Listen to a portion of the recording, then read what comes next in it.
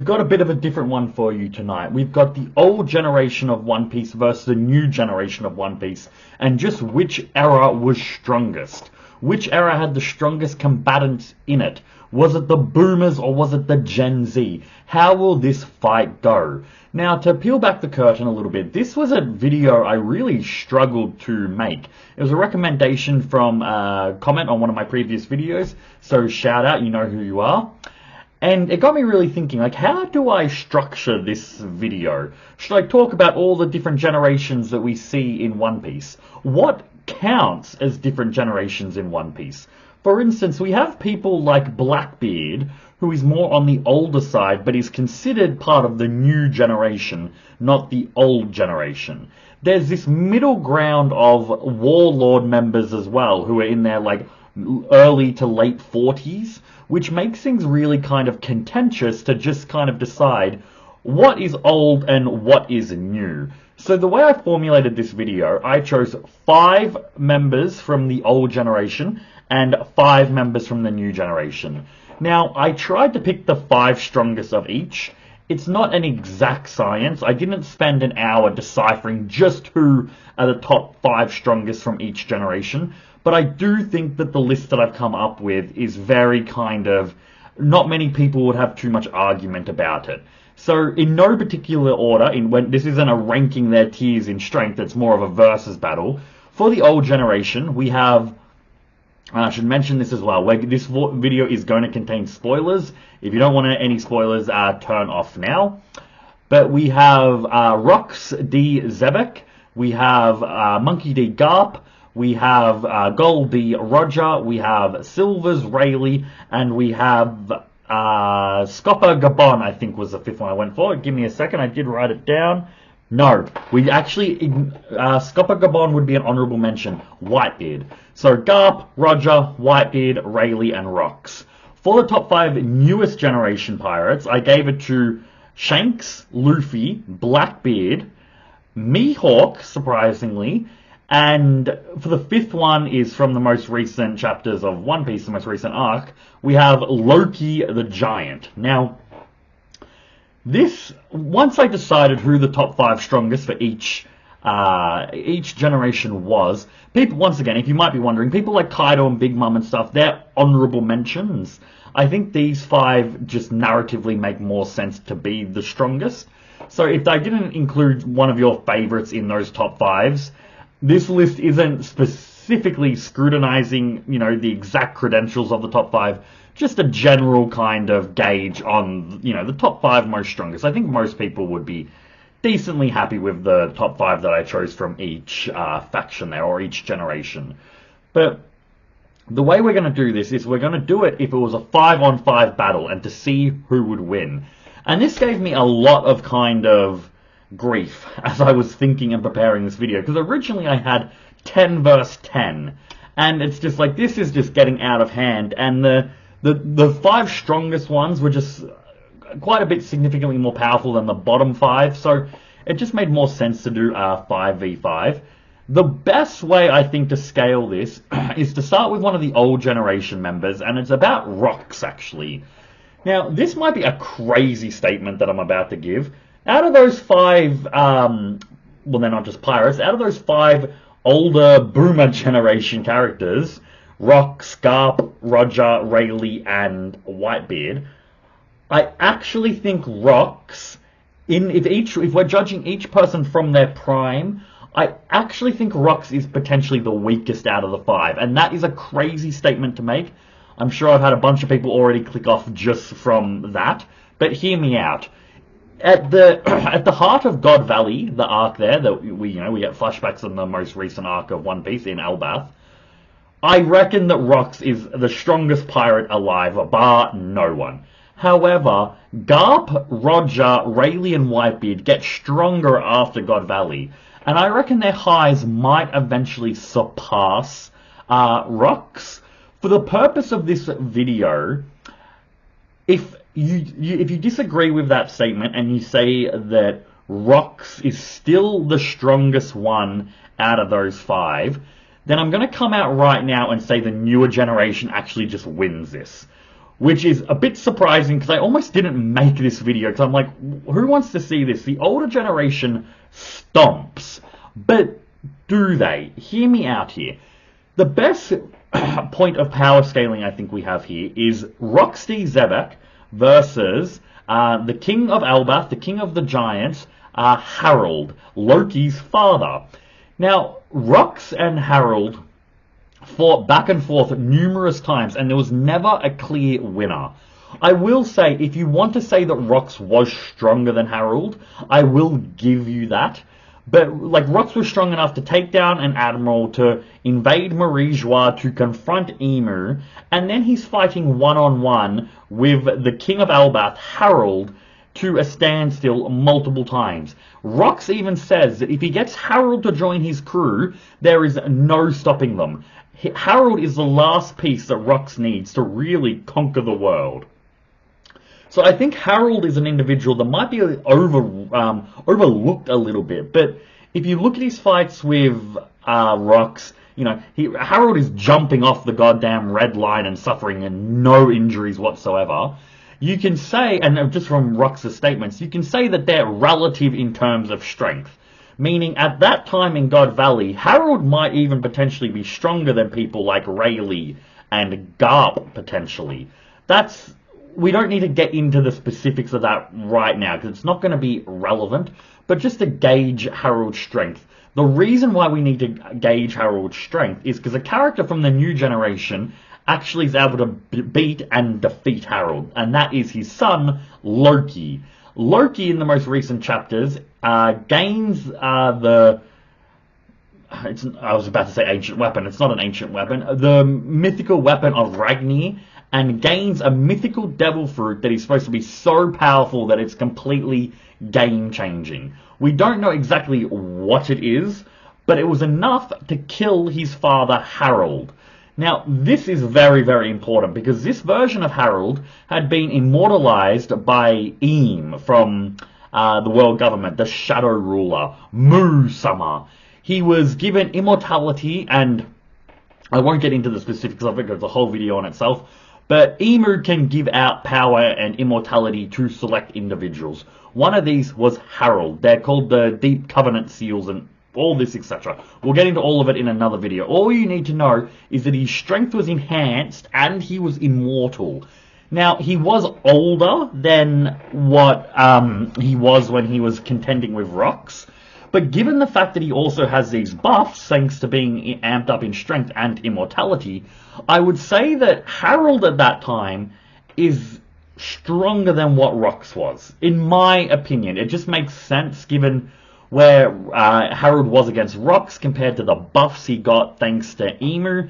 I would say that Harold is stronger, and Loki was able to demolish his father there. Meaning that we've already got one kind of clear winner out of the way. I would say, and this just seems crazy to kind of think about, because like Rox for the longest time was played up to be like the most unstoppable character ever. And he was for his time, don't get me wrong. Rox in his era was the strongest, bar no one. But I think the way Oda is doing this is that despite we see a lot of... Oda does a good job making a lot of the characters, especially the antagonists in One Piece, to be an older generation of characters. People like Crocodile and Doflamingo are in their 40s. The admirals are all in their late 40s to mid-50s.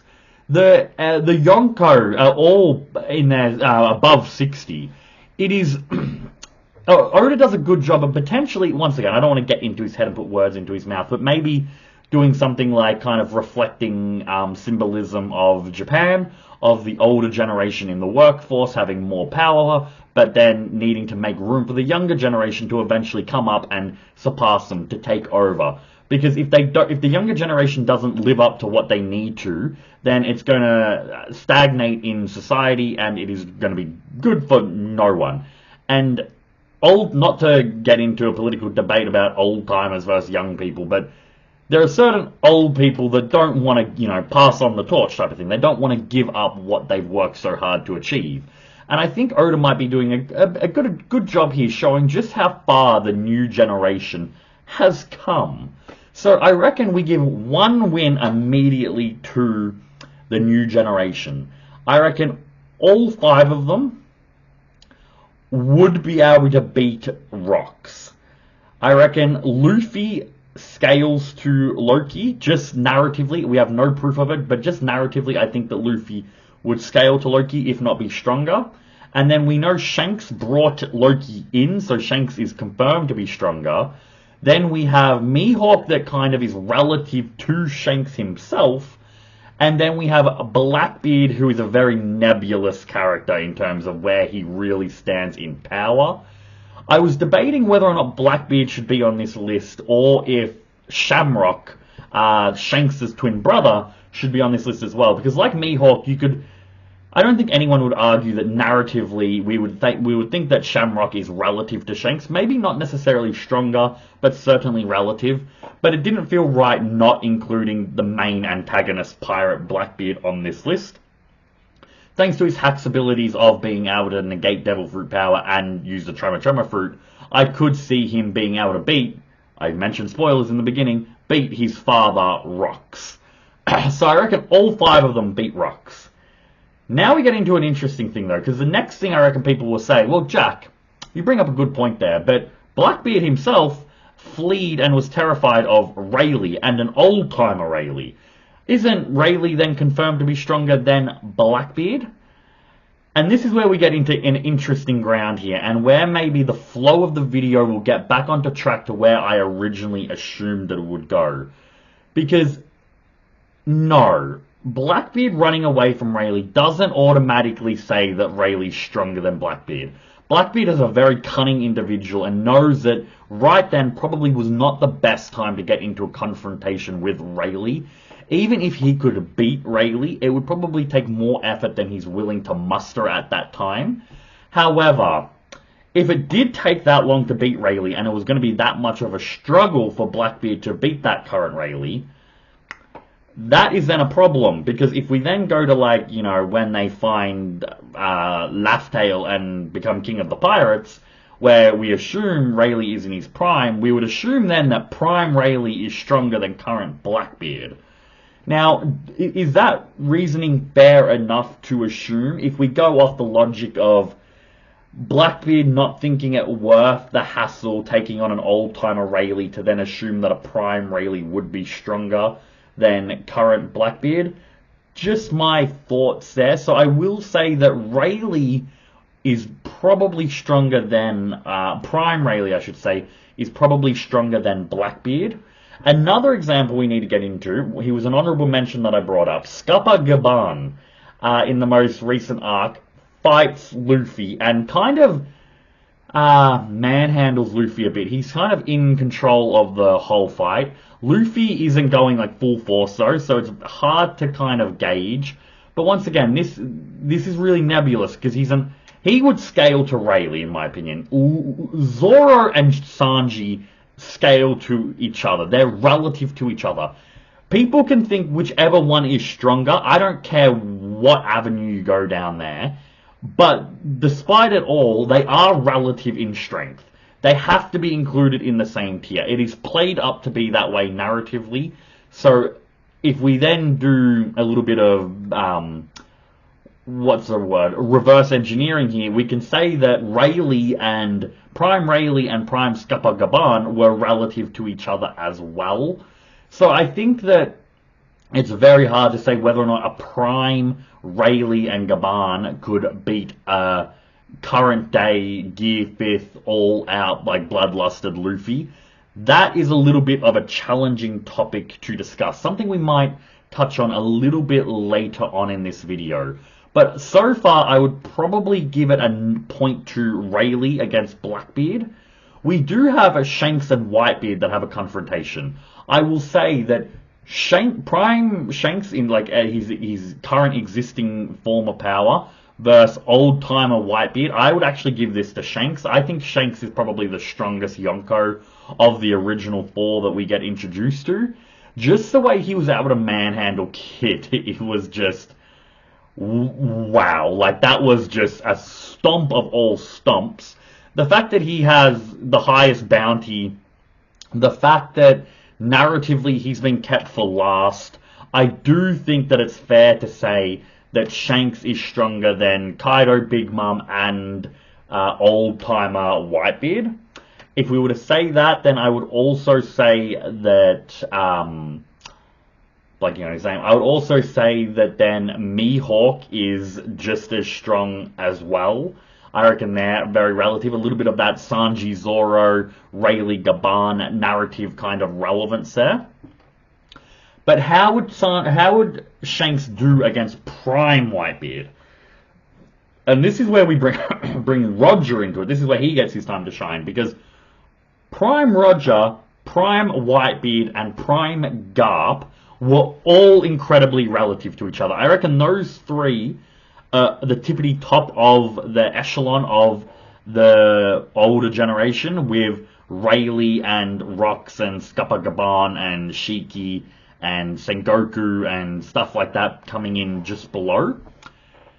I would say that narratively, if you were to say that Roger was the strongest out of all of them, I don't see an issue with that. They were definitely played up to be even, Whitebeard and Roger, and Garp and Roger, but just with... I reckon it would probably actually go Roger, Garp, and then Whitebeard. We see this in the sense of, in the end battle with Rox, where he was then immortalized and demified, is that a word? Where the, oh my god, I'm completely forgetting Emu's technique. The reversey something, oh my god, I'm completely blanking on it. I apologize for that. I'm showing my either lack of One Piece knowledge here, or just it's too late and I'm too sick to really give it the brain power. The Domni Reversey, I believe it is. Rox was Domni Reversied, and Garp and Roger were the ones that beat him. Meaning, I think that narratively we could say it does go Roger, Garp, then Whitebeard. Is Shanks, though, because I reckon out of this newer generation we have here, Shanks, Mihawk, Luffy, Loki, and Blackbeard, I would say that Shanks is the strongest one currently. No reason to say that other than what he did to Kid. I don't think Luffy would be able to do to Kid. And I would say that Loki's a little bit difficult as well. But right now, I would just say he's relative to Luffy. So I would say it's kind of Shanks, Mihawk, then Luffy, Loki, and Blackbeard. Blackbeard as well, though, narratively, like, he might just have some ridiculous power that does make him stronger than all of them. Because narratively, you would assume that, but it's just on screen and through feats, we don't get to... When I ranked, and if I remember, I'll chuck it up on screen. When I ranked the strongest of the worst generation, I actually placed Luffy above of Blackbeard, just because of the feats that we actually get to see from Luffy. So it's all kind of up in the air. And this is where when I said, peeling back the curtain a little bit, where I was really kind of even hesitating making this video. Because this is where we just get in, other than Rox and Rayleigh, it gets very nebulous because we don't have any confirmation at all. We're just going off headcanon kind of logic here, because we don't see, like, we see Whitebeard, we see Roger only clash with Whitebeard in the sense of them, like, splitting the heavens type of thing, which we know Luffy and Shanks can do. So it's hard to say just how powerful Roger and Garp were. I suppose you could say that Domi Reversied Rox was able to be taken down through the combined efforts of Garp and Roger, who were weaker than in their prime, and Rox was then obviously enhanced. But then that's just as nebulous because it was a 2-on-1 fight. If Roger just beat him himself, I would say that Roger, there's no one comparing to Roger present day. But if you told me that Shanks is relative to Prime Roger, I wouldn't hate it. I wouldn't debate that, because they need to get that strong. Like, people are going to be like, no, Jack, that is wrong. I've been watching One Piece for 20 years. They have been played up. Roger's been played up to be the strongest pirate. You're an idiot. Just stop talking. Go away. Turn off the video type of thing. But if you look at any story, any anime, any fictional story, the newer generation always eventually either equals or surpasses the generations before them. We see this in Naruto. Naruto and Sasuke eventually become more powerful than Hashirama and Madara. People like in Bleach, Ichigo eventually becomes with the exception of Yuha, because he's just crazy. Ichigo eventually becomes pretty much the strongest character in the verse. You can look at any kind of medium, Natsu in Fairy Tail. You can look at the JoJo's in their each individual part. Not so much My Hero Academia, but there's numerous examples. Goku is another one. I mean, that's a continuous story where there's always introducing more powerful characters, but you get my gist. Narratively, it makes sense that they will kind of get to that level. And Shanks, like, he's not getting any stronger. He's at his prime. So I would say that without being able to confirm it, he has to be weaker than Roger, meaning Roger needs to get the win here. But I would say that he's probably just below him at the very most relative to Prime Roger, I would say. I would say that Mihawk is up there as well, just because of how relative he is to Shanks. And I reckon Luffy will obviously surpass Shanks and be the strongest pirate ever. Probably the strongest character, with the exception of people like Joy Boy, Davy Jones, and Moo and stuff like that. In terms of just regular people, I reckon he will be undoubtedly the strongest at the end of the series. He has a goddamn god-level tier fruit. So I do reckon that's the kind of path he would go down. It is, you know, Shanks and Rayleigh as well. Shanks, I reckon, is stronger than current-day Rayleigh, but is he stronger than Prime Rayleigh? Maybe that's a better comparison to where he sits currently in the story. So basically, you can kind of hint at everything I'm saying. The new generation get the first win over Rox, which is just maddening to say with how hyped up Rox is.